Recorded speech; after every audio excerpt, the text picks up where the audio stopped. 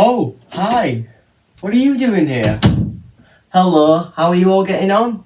Welcome back to the channel. How are you all doing, eh? Oh, you're here for the next Thomas video. Ah, I see. Wait, what Thomas video am I doing again? Oh. Oh, crap. Oh, my God. I've got an idea. I'm not going to do that idea. Whoa. Take it easy. Don't take it to heart so much. I only said I wasn't going to do the idea. Well,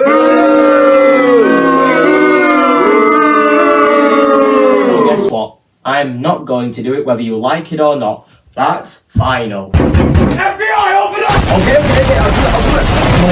Please, just don't arrest me. Well then, considering that I did a YouTube community post saying that I do this particular Thomas idea, plus you guys clearly want more Thomas content on the channel, so here it is. This is for you because I love you all. Okay then, so as I'm making this video, so far barely anyone has seen my community post asking for any suggestions on what episode I should review, but that doesn't surprise me because I'm a small content creator after all, lol. Now, because no one has suggested any episodes, instead of me picking an episode, I'm going to spin a wheel and let it pick an episode for me from a certain season. However, because this Thomas video is the one following my video talking about the 3 strikes formula, I thought it made most sense for the selected seasons episodes to be between seasons that contain just the 3 strikes formula, meaning every episode from that season must contain the stupid formula to be placed on the wheel to have a chance of being selected. Those seasons are season 12, 13, 14, 15 and 16. Right then my friends, here is wheel spin 1 out of 2. This wheel spin will determine the season of the selected episode. Let's get on with it. And it is going to be... oh, it's going to be close. Oh, not that close now. Season 16. I am aware that Season 16 is hated the least out of all the seasons that contain just the 3 strike formula episode. So on the second wheel spin, if we land onto an episode that is good, we will simply just respin it until we land on an episode that is poor. Because remember, this video is me reviewing a terrible Thomas episode, not a good one. Okay, all of the Season 16 episodes are listed on this wheel. Let's hope it lands on a bad one. And the question is, which one will it be? And is it Ho Ho Snowman? And no, it is going to be Flash Bang Wallop. It's actually been quite some time since I actually watched that episode, so this review will be an interesting outcome. Thomas, what are you doing? Okay, wow, that was rubbish. Time for the review. The episode begins with the usual intro with the narrator telling us how the engines are proud to be on the Fat Controller's railway as they do their jobs. The explanation also includes alliteration, which I will admit, it's okay for episodes to have alliteration on the occasion, but it feels so overused when you realise that it is used in every intro like this. On the island of Sodor, all the engines are very proud of their railway. They want everyone to know how proudly they puff, how hard they huff, and how cheerfully they chuff. Their boilers were bubbling. The Fat Controller arrives at the engine sheds with a book. Not just any old book, a railway run with photos of real-life engines that have either existed and still do to this day, or did exist until unfortunately being scrapped. This part of the episode I love. It adds some of that realism back into the show. He then proceeds to explain that a photographer will be arriving to do what he does best, take photos but of the engines. Those photos will then be placed in its very own Sodor railway book. Okay, not a bad idea. You may be thinking, you're supposed to be reviewing a bad episode, this one isn't even that bad so far. Oh, stay seated my friends for a few minutes because this episode is about to go all to crap. The engines then discuss why they think they will be photographed. Percy hopes he'll have photos taken of him pulling the mail. Hold on a moment, how are the writers still getting this wrong? Percy pulls the mail at night, not during the day.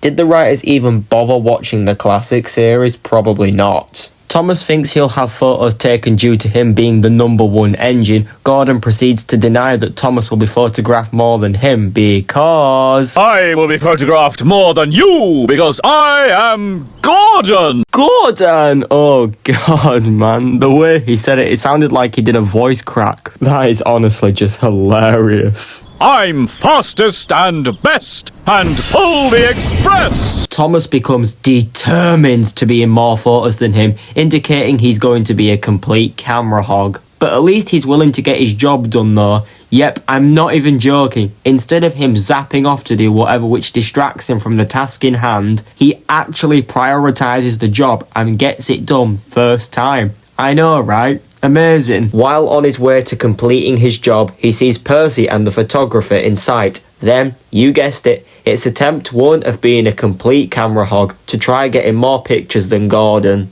Just as the camera flashed, Bye, Percy! Flash, bang, wallop!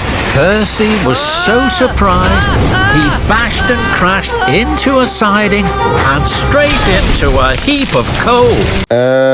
Why is the episode portraying the accident as Thomas's fault? That accident would have happened regardless if Thomas was there or not. Not his fault the signalman had the point switched towards the heap of coal. Furthermore, why didn't Percy use his brakes when he noticed he was heading towards the coal? He had a grand total of over 6 seconds to notice. Thomas puffs away feeling satisfied about leaping into the photo, but not satisfied enough, as further down the line, he once again comes across the photographer who is just about to capture a photo of James, and same story here. He zaps forward just as the camera flashed. Bye, James! Flash, bang, wallop! Okay, well done Thomas me boy. That's now 2 photos you've screwed up. Plus, how on earth did the photographer not notice Thomas approaching? Because as the guy was sorting out his camera ready to shoot the photo, you can see him looking at James, so surely during that moment he should have noticed Thomas. Even though he did the same thing when preparing to take the first photo, I can give a pass on that one as he didn't know Thomas would barge in. But considering now that Thomas has proven to be a liability to the cameraman, when looking at James, should have noticed Thomas and he should have been like,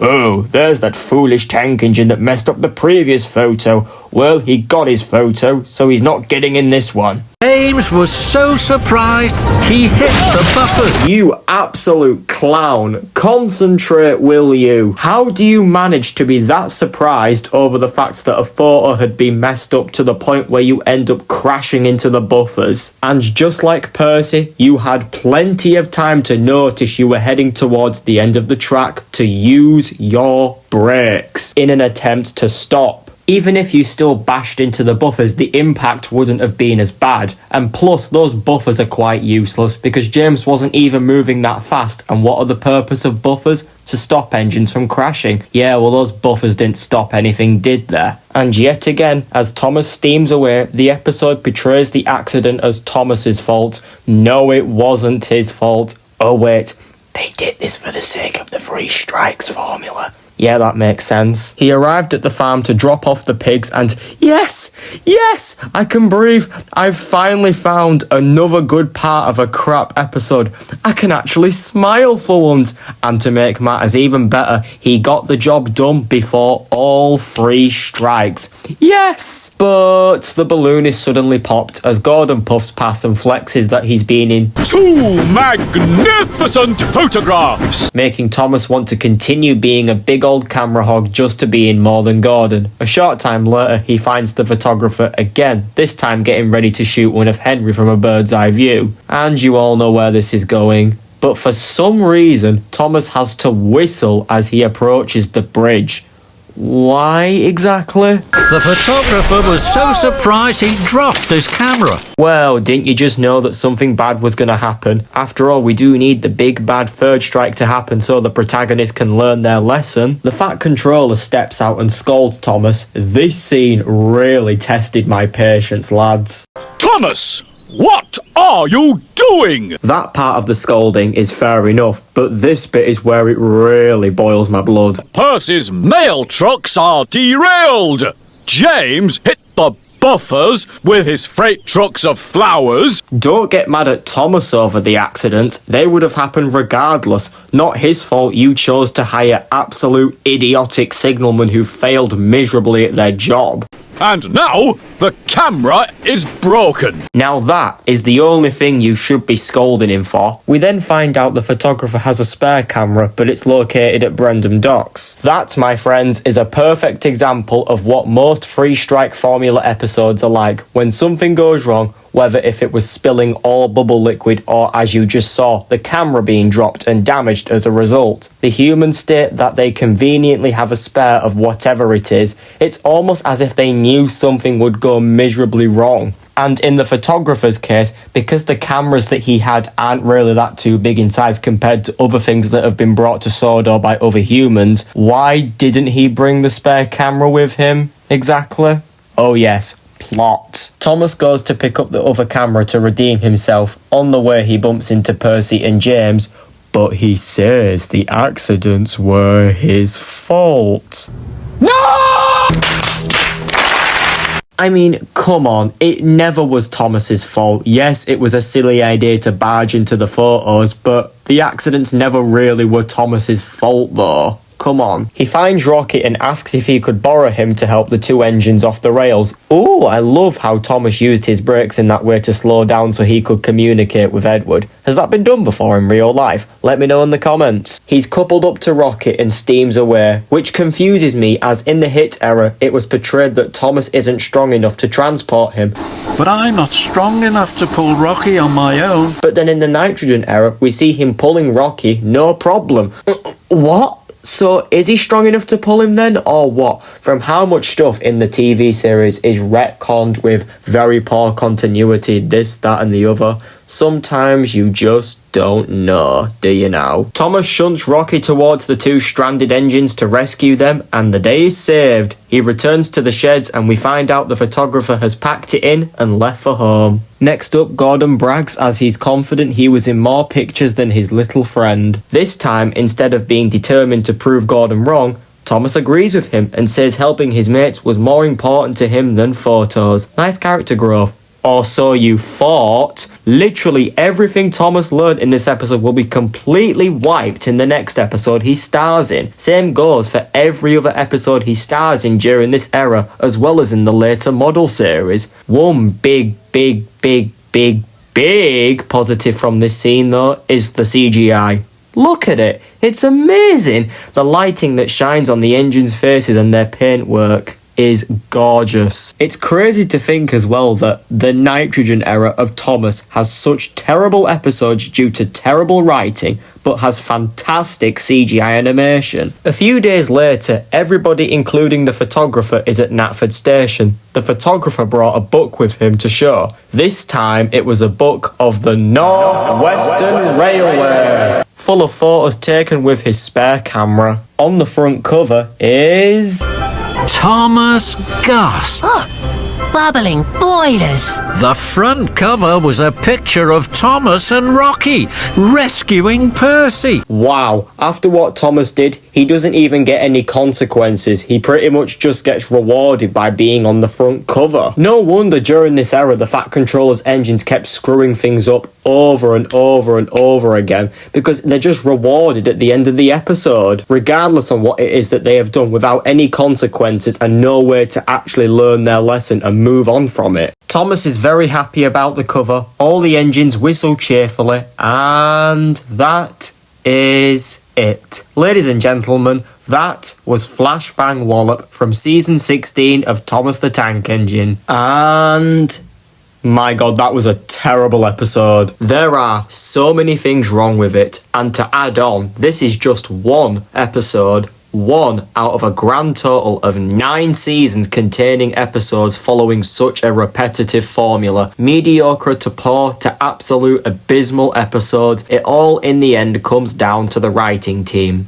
Mostly. Let's not forget that this stupid writer's bible exists and was used during those 9 seasons. However, as much as Flashbang Wallop has its many flaws, it's not the worst episode involving the Three Strikes formula. I don't have plans to revisit this episode anytime soon. I may change my mind at some point in the future, but for now, Nah, I'm good.